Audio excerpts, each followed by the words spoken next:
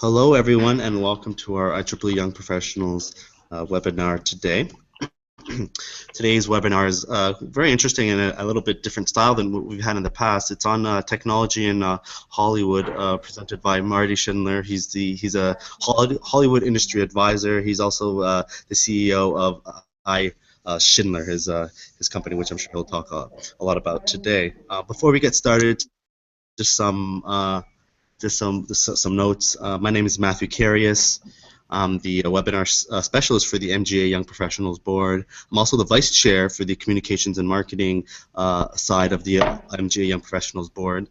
Joining us today, in addition to Marty, is actually Mario Milisivec. He's the chair of the MGA Young Professionals Board, and he's going to be engaging with Marty at the end of his presentation in some discussions, along with any questions that you, the viewers, may ask. IEEE Young Professionals will be hosting monthly webinars in 2016, so be on the lookout for that.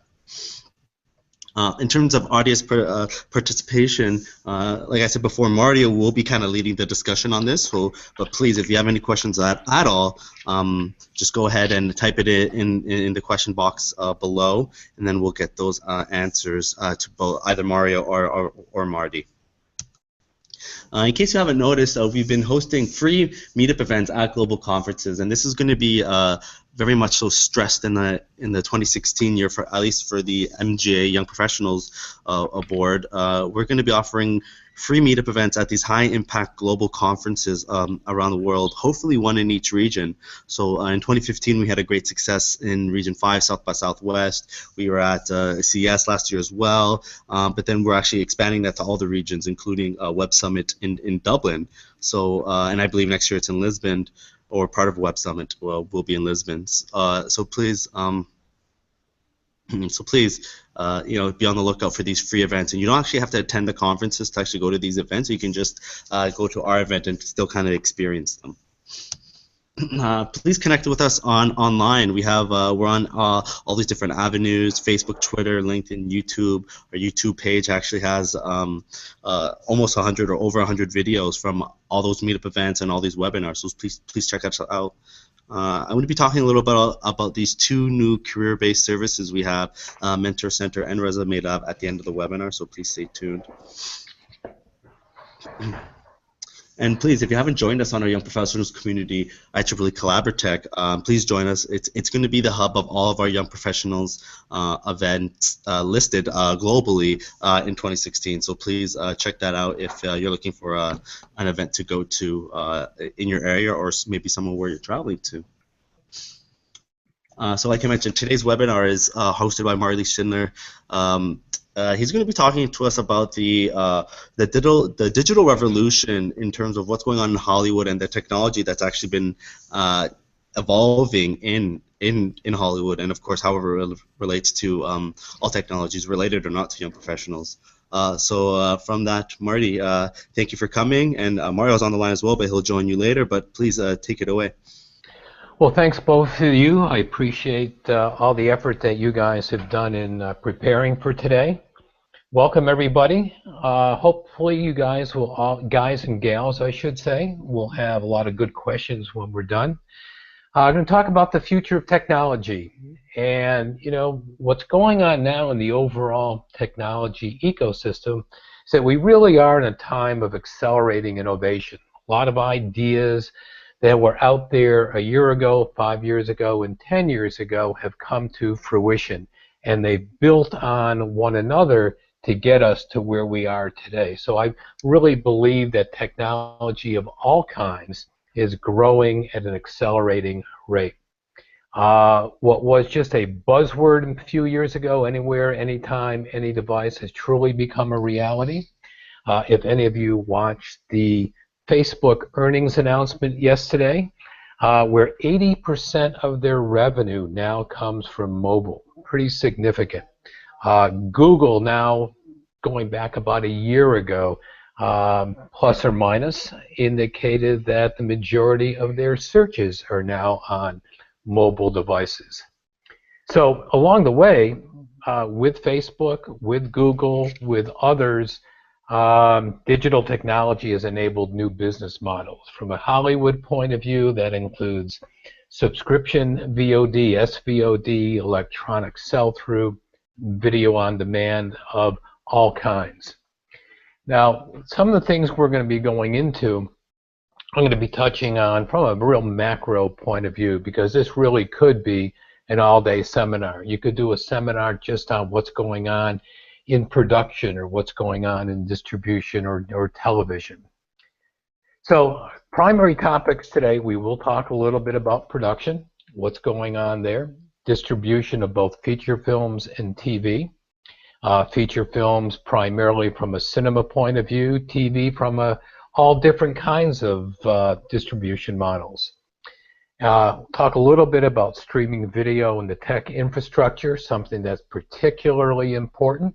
You got to have an infrastructure if you're going to get content from point A to the cloud and from the cloud back to your devices and mine, whether that's my laptop or my mobile phone. And we're going to talk a little bit about virtual reality and augmented reality, two areas that have the potential to have some very significant impact in the coming years. Democratization and disruption, two buzzwords that are around a lot, but these are really more than buzzwords. There was a time in Hollywood 30, 40 years ago where there were Fox movies and Warner Brother movies and Paramount movies, and the movies were all created on their own lots, with their own stages, with their own cameras, with their own people, and really rarely did they cross lines between the two.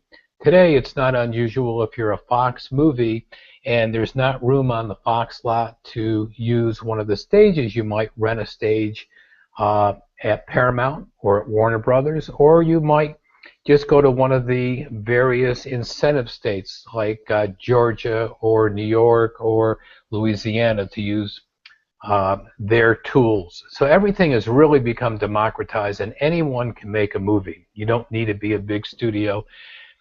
In fact, Netflix, Amazon, and Hulu in particular have really made the studios nervous. They've been getting awards at the various award shows. At Sundance in the last week or so, they've all had an impact, Netflix and Amazon in particular. The other side of making the studios nervous is they've also paid the studios a lot of money. Amazon and Netflix in particular have paid the studios a lot of money for their content, and the studios have accepted it. Now that's not really a surprise because that's the business that they're in, but they've also become very, very competitive along the way. And if you think of the disruption that's going on, think of what Amazon has done in the retail space, and now you can see what they've done and will be doing and are doing in the overall video space. The studios, for their part, have pretty much concentrated on the tentpole movies, the Pirates of the Caribbean, Star Wars, and all the other big movies, and they let these smaller movies be done by either their in-house specialty brands or by independents. So let's talk a little bit about production. Digital technology and digital cameras are the norm. Even though a lot of Star Wars was shot on film, on celluloid. The Hateful Eight was with Panavision cameras, film cameras. Panavision also has digital cameras, as you might imagine. But digital cameras have really become the norm. It really makes the entire workflow work much better.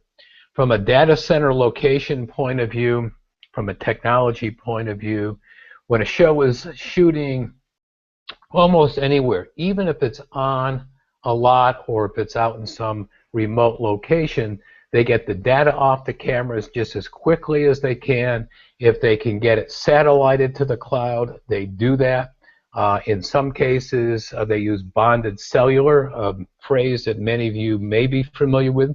But if you're not, it's a system whereby 3, 4, or 5 cellular cameras are bonded together to create one better, stronger signal. And from there, the data that is on those cameras can get to the cloud, where the editors can access it and begin working on the the movie.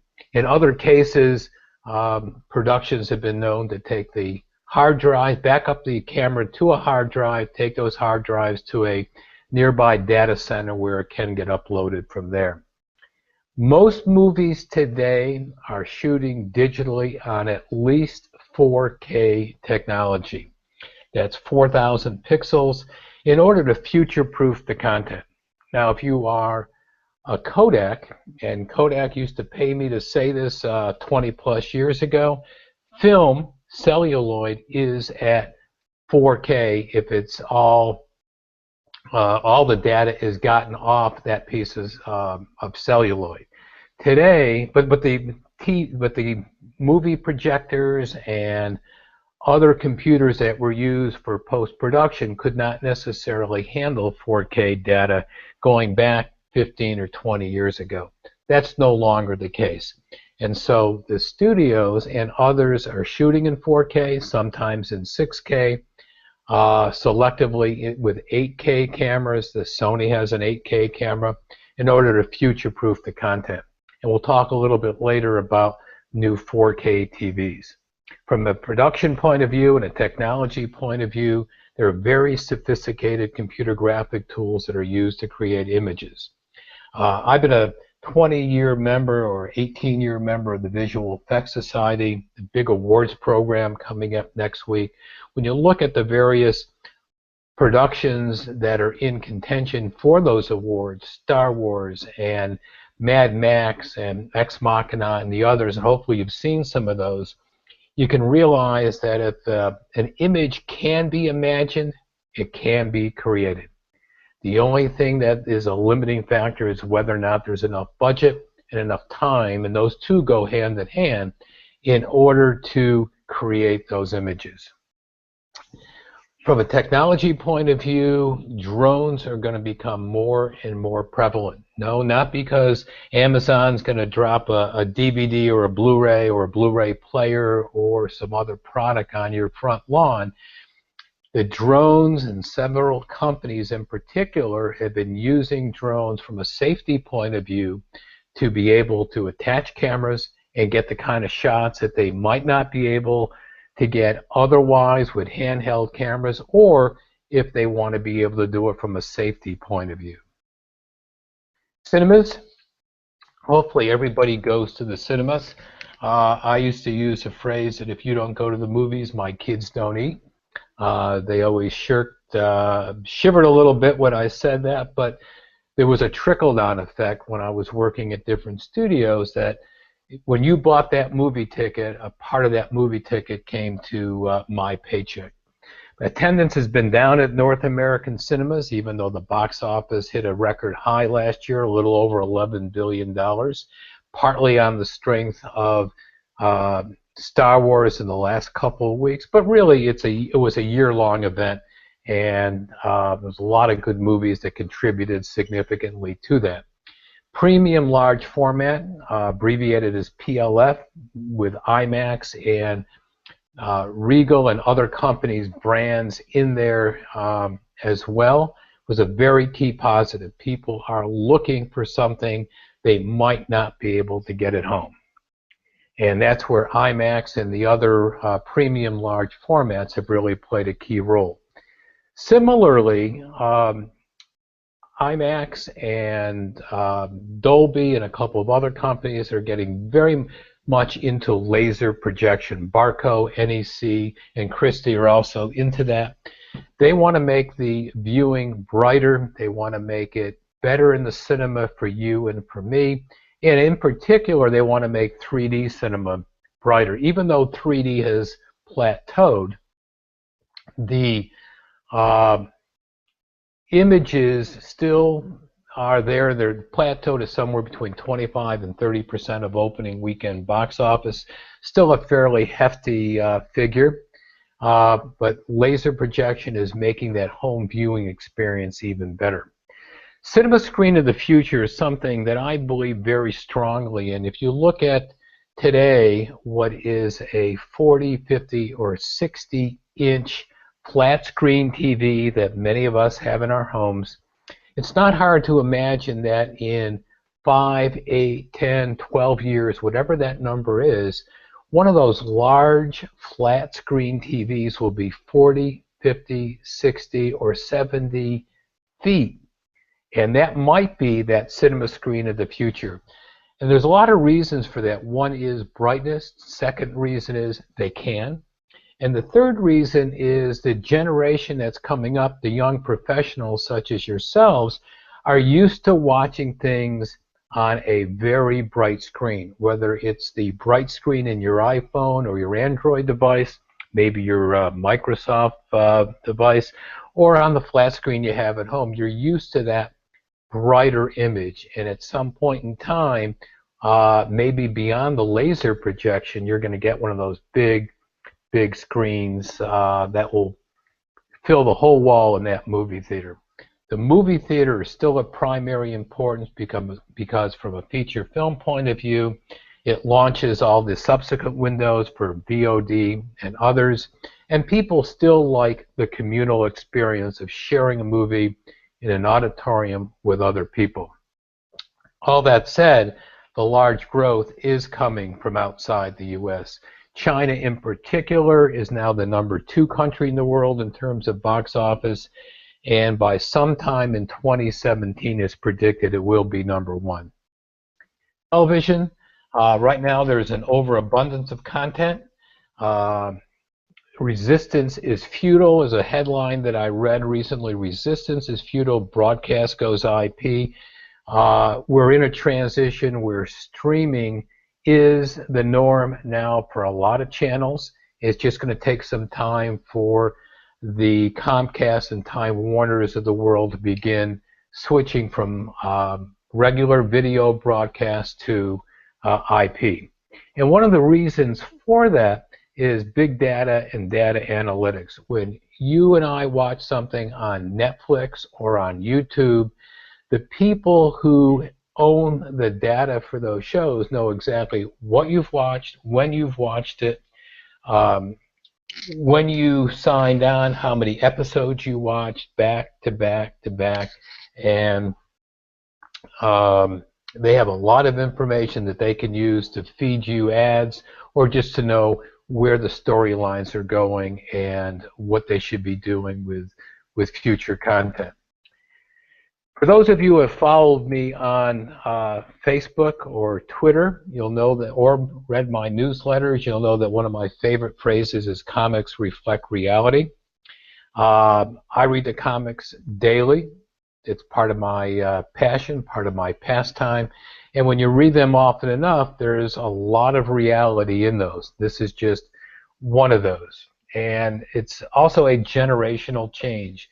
There's a famous video with like a 1 or 2 year old baby with a magazine in his or her hands and trying to swipe left and swipe right to get to the right page. And that's not going to change. Viewing habits are evolving. These are all related to technology, mainly because, as a phrase I used a few minutes ago, because you can.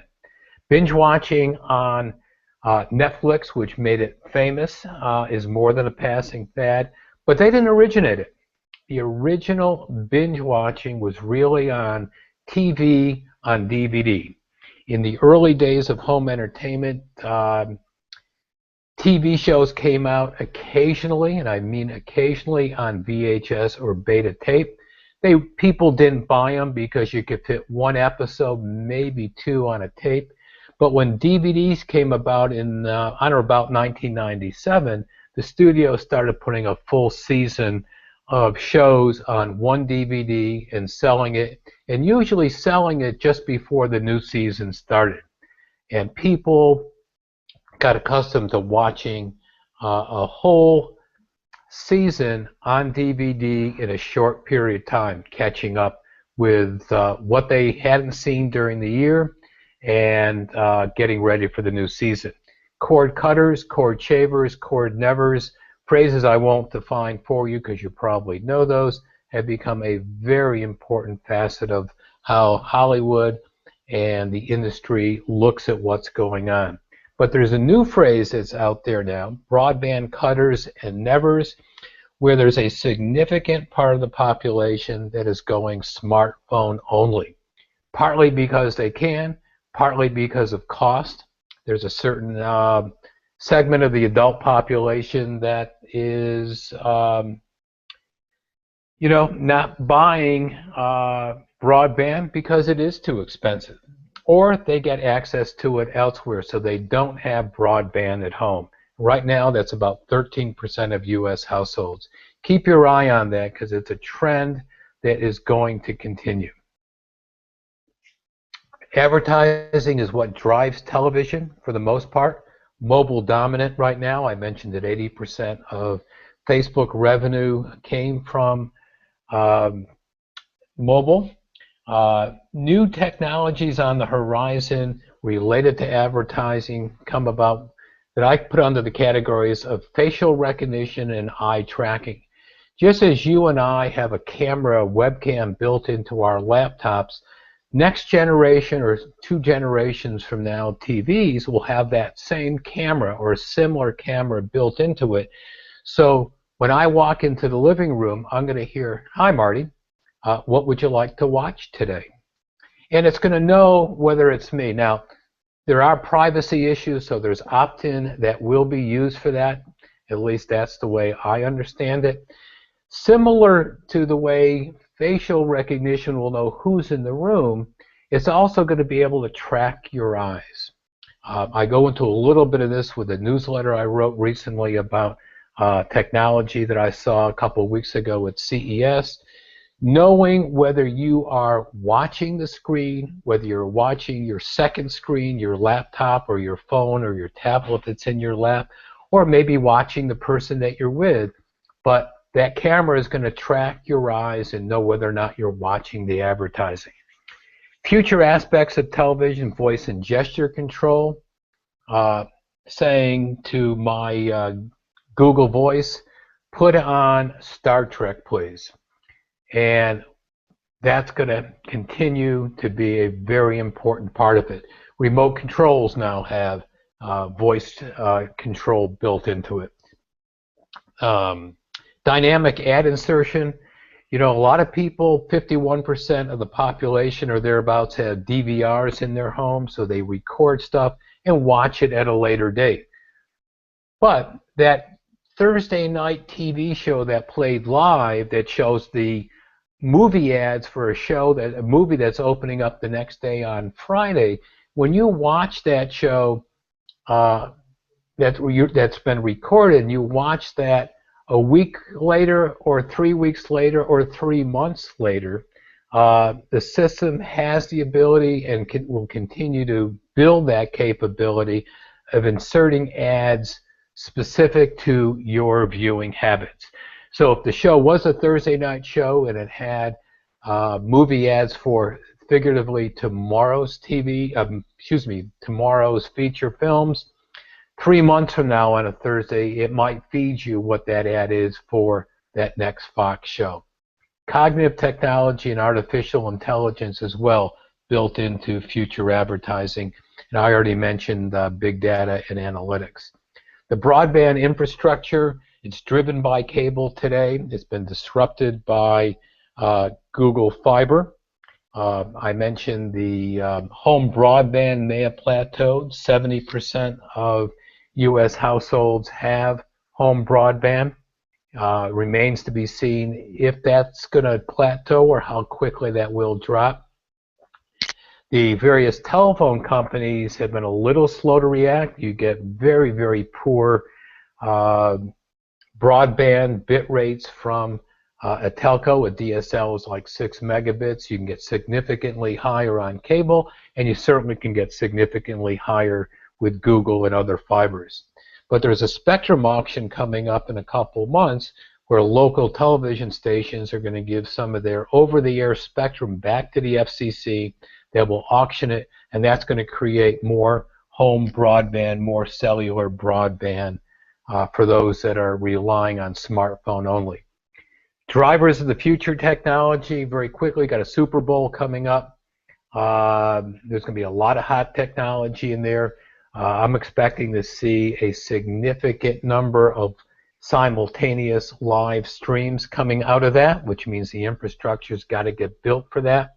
The World Cup last year helped increase that, or in 2014, I should say. The Olympics coming up in Brazil will see another uptick. More importantly, though, two future Olympics, 2018 winter in Korea, 2020 in Japan, are going to see very, very sophisticated technology take place. What is it? I can only speculate and won't take the time about that now, but Korea and Japan are two of the more sophisticated countries in the world when it comes to broadband infrastructure. Other drivers of technology that Hollywood keeps their eye on, Twitch and other eSports. Amazon bought Twitch last year or 2 years ago for something like $900 million. It's become a major viewing opportunity, live sports.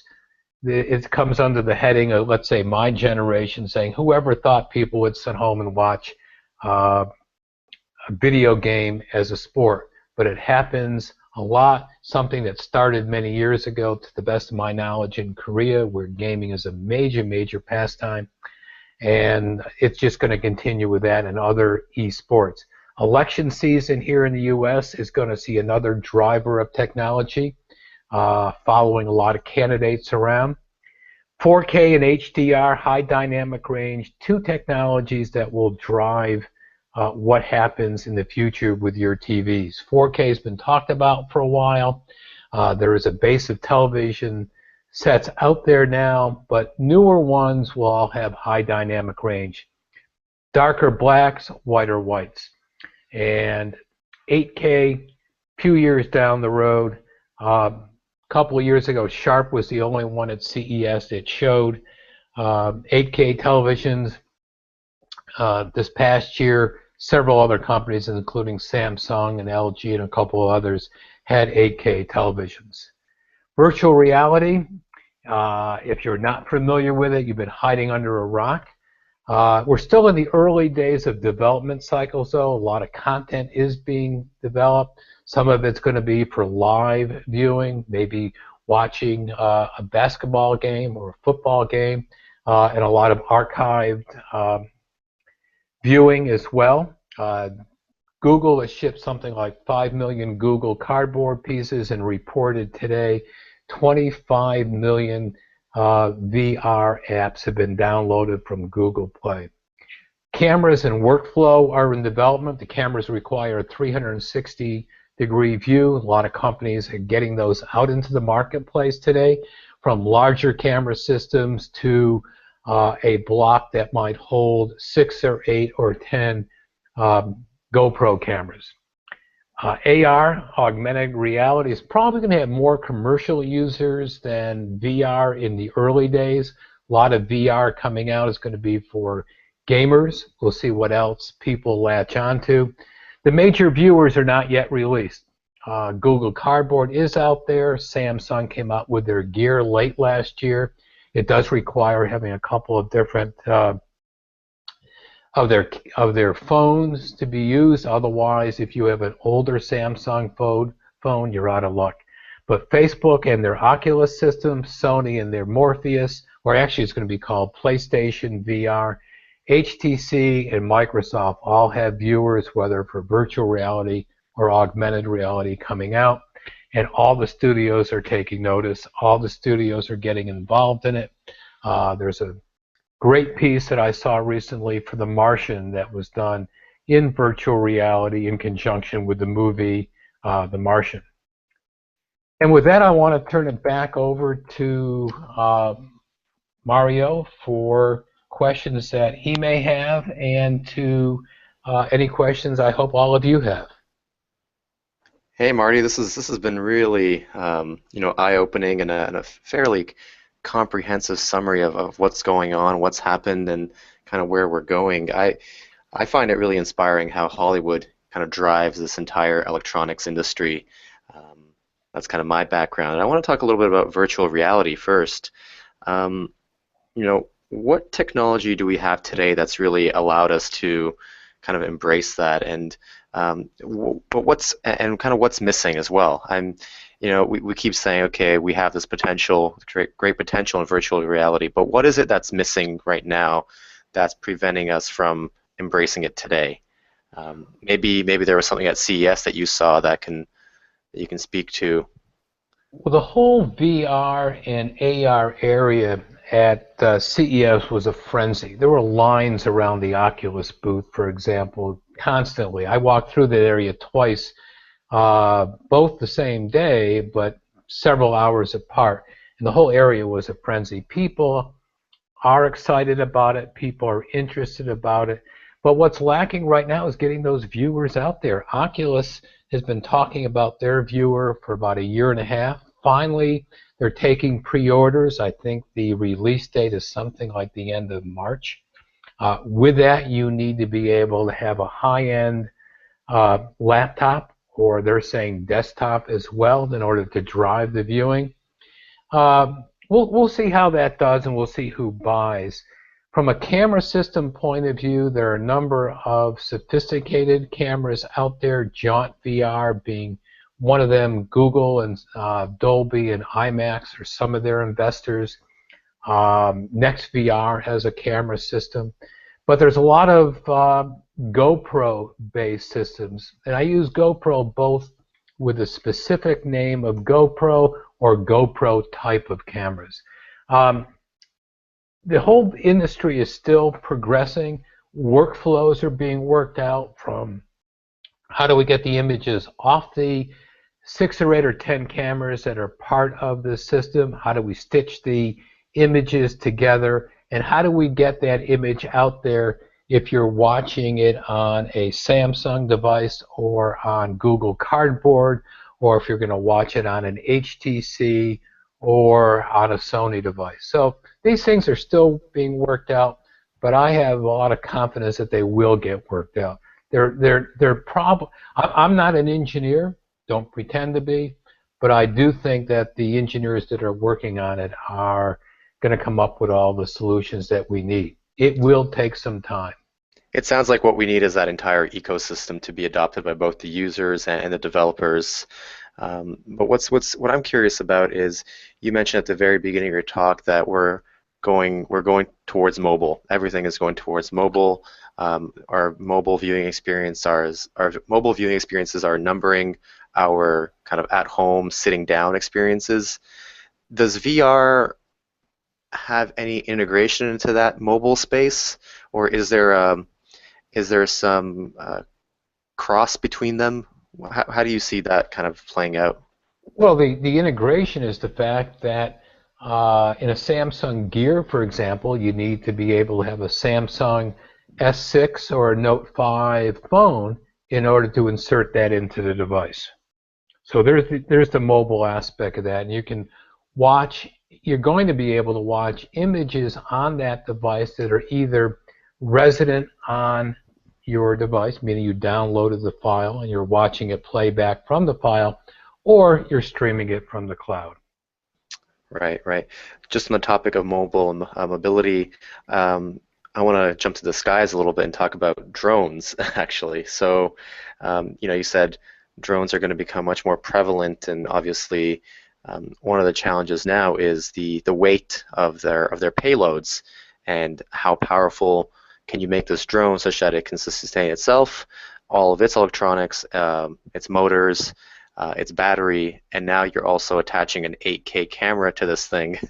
How does the industry plan to tackle that aspect of it? Because to me, that's a very complicated problem. It now involves mechanical engineering, as well as the building customized cameras that are very slim and don't have maybe all the features that a full-size camera would have that's on the ground, but is one that is very mobile and adaptable for flight. How do you see this new uptake in 8K distribution or 8K recording going towards the drone space? Okay, well, I'm not sure 8K has been used in the drone space as yet, although I'm sure it's on the horizon. I've seen larger drones with like red 4K cameras. I won't mention a specific model there because I think various models have been used. You know, the trade-off really is weight versus and battery life. Lower weight means the battery can last longer. But you know, you go back, and I'll be very facetious, you go back to the Wright brothers 100 plus years ago and move it forward to the sophisticated airplanes we have today. It's just a matter of time before all of you engineers devise the right systems for that. Still going to require someone to be operating the system. The FAA has required that. There are certain height limitations. I think 400 feet is the highest that a drone can go legally right now, whether it's a home drone or a more professional model. So I think it's just a matter of time. In fact, there was a company, I did not get to see it personally, but I think it was called eHang, that could hold a person. It was shown at CES. I had read about it, couldn't get to where they were showing it for lack of time. All these things are going to be evolving very, very quickly. Stronger motors, better batteries. Look at what Tesla is doing. Look at what Faraday Future is doing, both building battery factories in Nevada right now. And so the battery life is going to get bigger, better, faster, and lighter. And I think we're going to see similarly lighter cameras come in that have really good imaging sensors, if not multiple cameras that will be part of the drone experience. Right, and it sounds like what we're going to get out of this drone experience and virtual reality experience is just a much more stunning picture of whatever we're trying to watch. And I think that's really going to help really impact the millennial generation, where much of the generation is used to absorbing content in short 15 to 20-second chunks of time. And if we're not captivated enough to stay tuned, then we're just going to jump to the next show or the next segment on YouTube. So I think using drones and VR, it's going to really enable this continued viewing experience for the younger generation. Yeah, I agree. You know, the generation, there's always been there's always been a chance that you could jump from one image to another.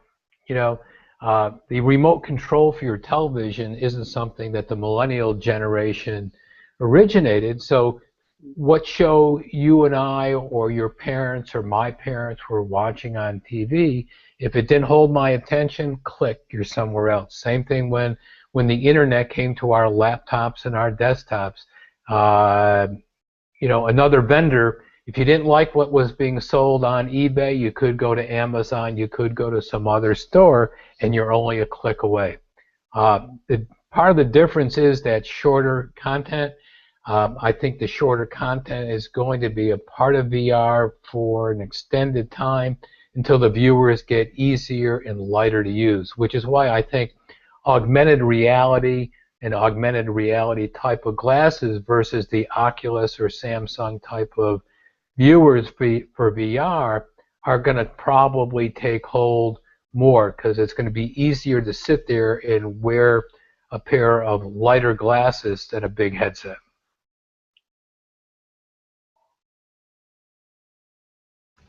All right, I actually have a quick question, if I may ask Marty. So the whole dynamic about box office and going to the movies, like you mentioned, has obviously been changing. I guess I'll just get right to it. Why don't the big production companies, Sony, Pixar, and Paramount, just offer the at-home viewing experience at the same day it's released in the box office? Because for me, I think they can probably make more money that way, because if it's released at the same time, more people will just watch it at home, and then that's an extra revenue stream. So why hasn't that come up yet? Well, actually, it has come up quite a bit, and Okay. companies like Mark Cuban's Landmark Theaters and Magnolia Productions, two companies that he has. He's kind of a maverick kind of a guy, as you well know. Pardon the pun on that one, but uh, it has come up quite a bit. But there's a love-hate relationship. There's a symbiotic relationship between the Regal Theaters, AMC, Cinemark, Carmike 1, 2, 3, and 4 in size in the U.S. and North America, and the studios like Fox and Warner Brothers. And they need each other. The theaters need to know that the studios are making movies for their um exhibition houses, for their cinemas. The studios need to know that they have an outlet for those movies to get that movie out there to as many people as possible. And what's happened is this, when the studios have tried doing things day and date, the exhibitors balk. They refuse to show it. So while the window of time between release date and video on demand or DVD or Blu-ray release has been shrinking, it has only shrunk so far. It's been tried a number of times. Paramount did a deal last year with AMC to enable a couple of their horror movies to be released 17 days after a certain threshold of movie screens. Excuse me, as soon as the movie fell below a certain threshold. But those movies turned out to be disaster movies, and not in terms of theme, but in terms of box office. It is a symbiotic relationship, and I think it's not going to change for a while. It may take a Netflix or an Amazon to do that. Um, um, uh, Okay. anyway, Yeah. and All right. it may. We actually have one question coming from Kevin, and he's actually located in the UK. Will the Internet of Things (IoT) play a role in changing the delivery of cinematic content to individual users? So I think you didn't touch upon on this with the eye tracking and and knowing that you entered the room. Well, the Internet of Things, the Gartner has said that by the end of this year, there's going to be something like 6 billion devices connected, smart devices connected to the Internet. And how that relates to us watching TV, I'm not so sure. I do know that I have an app on my phone that if I want to program my DVR from remote, I can do it. If I want to watch something from my TV, my DVR, and I'm still connected via cord, I can use my Slingbox, for example, to do that. So I'm not sure exactly where the question was coming from. I'm not sure I answered that, but there's an answer anyway. Yeah, yeah. I guess it kind of ties into what you have been talking about. Mario, do you have any other comments? No, I think this has been a fantastic discussion, really exciting. I guess some of the things that we haven't really touched on are some of the distribution and storage aspects of how we're going to store and distribute all of this high resolution data, which is all, of course, digital these days. I think it demands new ways of transmitting data. So how do we beam it to satellites? How do we ensure that we have enough broadband? It's actually really exciting watching Hollywood be the driver for a lot of the other technologies that enable other applications to exist and to operate. So Marty, if you have any final kind of thoughts on the distribution and storage of data for the film industry and for cinematic experiences, we'd love to hear your thoughts on that as well. Well, I think there are a lot of companies that have significantly sophisticated storage systems. Amazon Web Service being the largest that's out there. Microsoft, most people don't know, is number 2 in that business. And there's a lot of companies that have created the servers and the other technology that interface, that lets all those servers talk to each other and have the redundant facilities that we need. Then you've got the companies like Akamai and Limelight that are helping to manage the networks. Google Fiber is only in a handful of cities right now, but that's going to expand. In order to get more content up to the cloud and that content to get back from the cloud to your device and mine. But the actual storage, I'm not even going to try to hazard a guess at what the number is today, but the number of hours of video that gets uploaded on a per hour basis on YouTube. It's significant. Where they put all that, I don't know. Yes, I do. It's in all their data centers around the world. Well, I do know that YouTube has, I think it has over 1 billion users, which is basically about 1/3 of the people on the internet.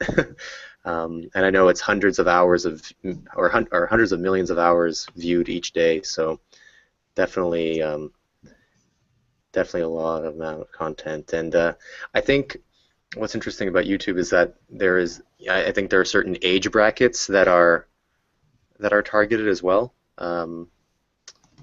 So I think the younger generation has a huge mobile viewing experience, but nevertheless it accounts for I guess a significant age bracket is towards the mid-50s, I think. No question about the generational differences there in what we do and how we do it. Great, perfect. Well, Marty, I'd like to thank you again for giving us such an informative webinar. And again, Mario, thanks for joining us too in terms of the discussion here at the end. So I guess I'm going to wrap things up from my point of view. Let me just bring up my slides. So thank you all for participating. This webinar, I will be sending out a feedback survey for this webinar, so please complete that. Our next webinar is going to be on February 9th, and lesson learned, stuff they don't teach you in engineering school. So please stay tuned for that registration to come out shortly. I mentioned before, we do have 2 career-based services, the first being a mentor center in which we actually try to link an IEEE member with the same interests as yourself, so they can kind of help you, guide you and mentor you throughout your early career. We also have a resume lab, which actually is very informative in terms of not only tips for your resume, but actually interview tips, which I think is quite valuable. So please, if you have any suggestions for other products and services or webinars, just shoot us an email shown below there. And from that, I would like to thank everyone. Again, thanks, Marty, for giving such an informative webinar, and Mario, thanks for joining us today. And thanks for all your viewers. And thanks to all of you for being there, and Matthew and Mario in particular for their efforts in getting this all coordinated and put together. Perfect. All right. Thank you all.